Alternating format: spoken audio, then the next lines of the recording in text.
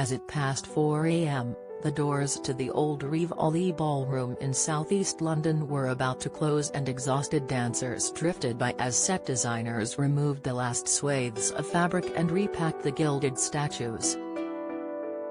They were wrapping up after a 19-hour slog on the set of the Private Dancer video, but its star Tina Turner was still the life and soul of the party. Arlene Phillips, who was choreographing the routines for Tina's 1984 comeback single, says, "She was indestructible. Everyone was exhausted but she was powerful, strong. There was no slacking off, she was on it." Tina's death, aged 83, on May 24, came as a shock to her fans, including Strictly legend Dame Arlene, 80. She says, "Working with her was one of the best experiences I've ever had with an artist, with a star ever. She had emotion, literally in every pore of her body. And yet she was empowered. I knew her as a woman who was taking charge. She was lovely. She sat with the dancers, chatting, laughing. There was something special about her." Tina was a global superstar at the time, but had spent years trying to rebuild her career after divorcing her abusive husband Ike Turner. Private Dancer, released when she was 42, was to be her fresh start. A lot was riding on it, but Tina showed no signs of nerves as she arrived on the set. Arlene says, the Rivoli had just been condemned because asbestos had been found in the roof.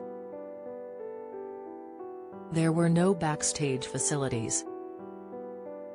It was so run down. There was a toilet, there was a dressing room that just had a curtain across, but Tina wasn't bothered. We were given wooden boxes to sit on, as there was nowhere else you could sit all around the ballroom. Tina sat on a wooden box, talking to us, chatting to us, just having a good time with all the dancers, talking about her love of dance and music. How it fired her up. She was talking about Private Dancer, how women can feel empowered by making their own choices. She was telling us the stories of her life. And there were plenty of stories to tell.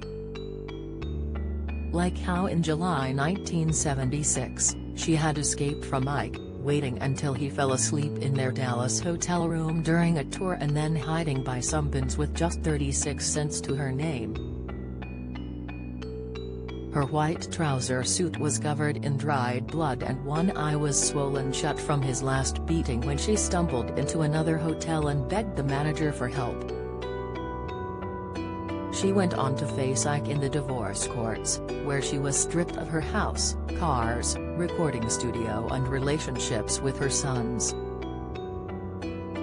Private Dancer and the album of the same name were huge hits and marked a new beginning for Tina.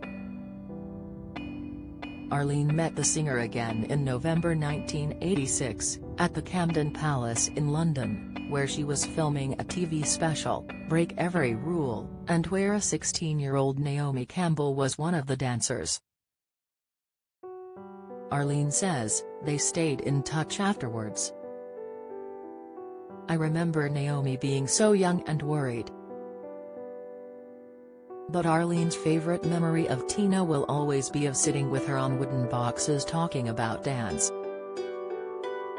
She says, we were almost knee to knee, just talking about movement, about dance. And watching that video brings back so many moments. The spirit of Tina remains here, without question.